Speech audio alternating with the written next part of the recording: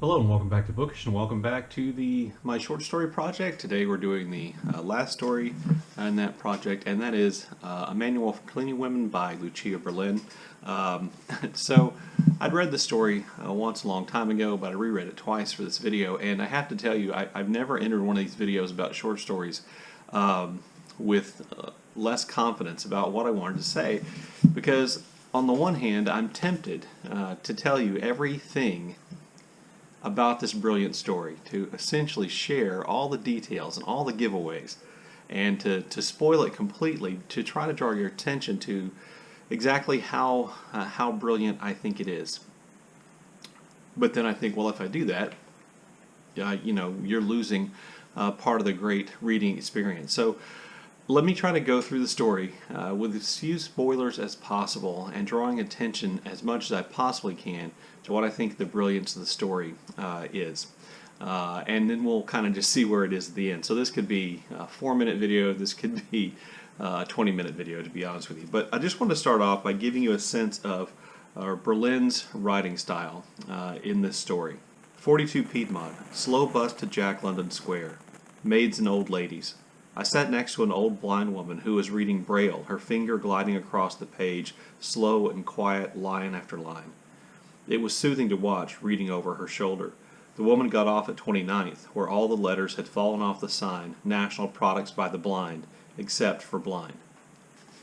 Okay, so in that opening paragraph, you get a sense of kind of who she is, the fact that she's riding a bus in a very specific place, which is the kind of Oakland, Berkeley area of California. She references a specific place. She references seeing a specific person and noticing what she does. And then she has this section, this statement in there about how all the letters had fallen off the sign except for the word blind. That kind of rhythm and that kind of observation and that kind of, I think, brilliance in writing style, starting off with a couple of clipped things that are not necessarily even sentences, and then going into this far more beautiful sentence about watching the blind woman read Braille. I just think that's a brilliant opening, and it just keeps happening. The entire story is that way. I don't know if you can see how many tabs I have in what is essentially, I think, maybe a 12 or 14 page short story, but it just keeps happening over and over again, and there's so much in the story to tell you about. So let me just do the basics as much as I can. The person in question is in fact a cleaning lady. That's what she does for a living, but she hasn't always been a cleaning lady. She is educated, and at one time she had not worked at this job. This is the job she took because she thought, it was one of the few jobs available to her. So we know that something has happened in her life. This kind of caused her to have to become a cleaning lady. And in small kind of drips and drabs, we get an idea of what her life had been like before before this thing happened.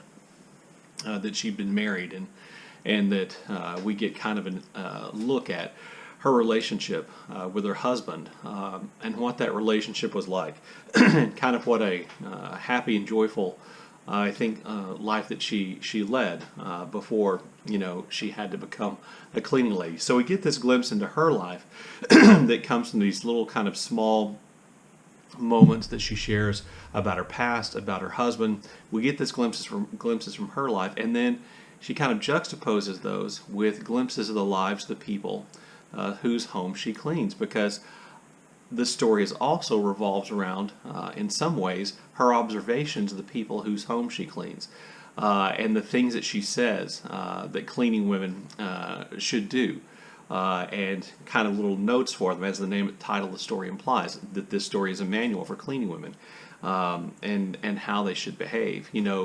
The forgetful older woman who's on a lot of medication, whose husband is cheating on her.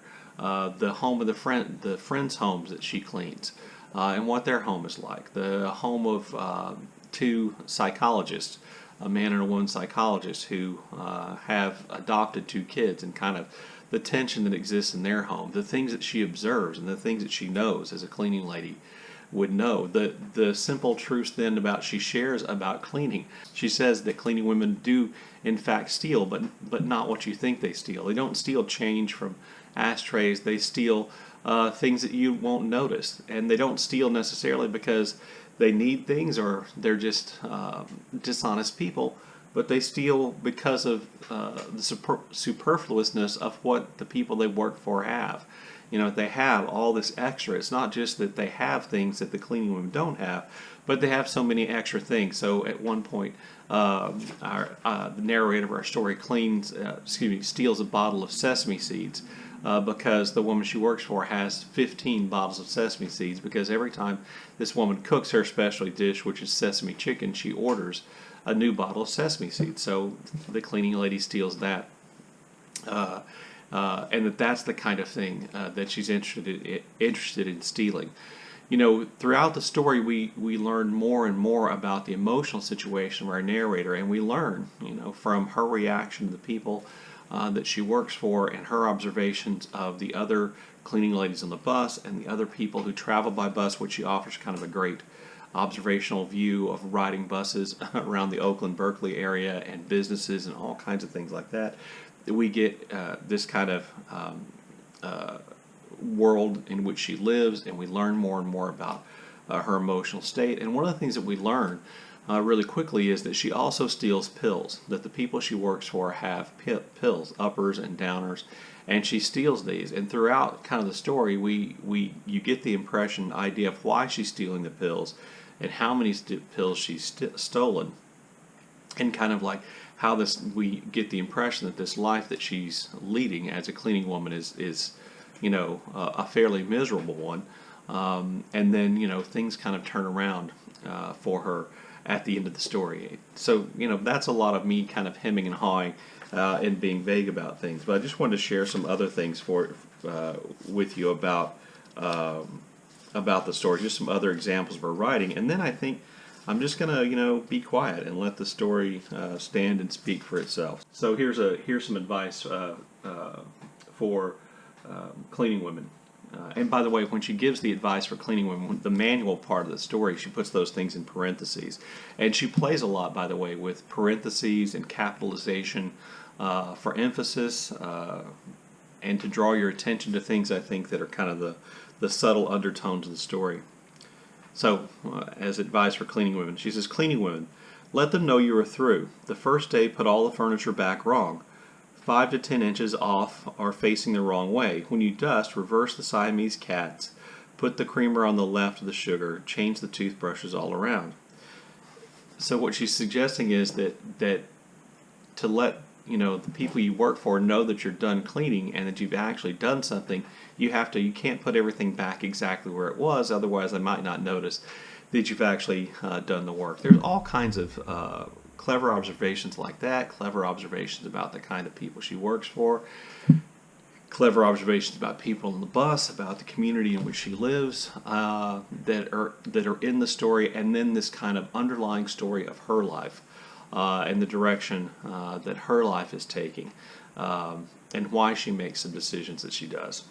So I feel like that was really vague, but I also feel like if I went into too much more detail, that it would ruin reading the story for you. So I want you to read the story if you haven't already. As there always is, there's a PDF down below where you can read the story.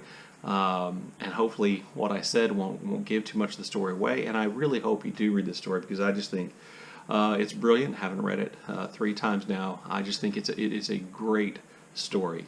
It is in its own way a really small masterpiece. Anyway, please let me know what you think in the comment section down below, and as always, thank you for watching.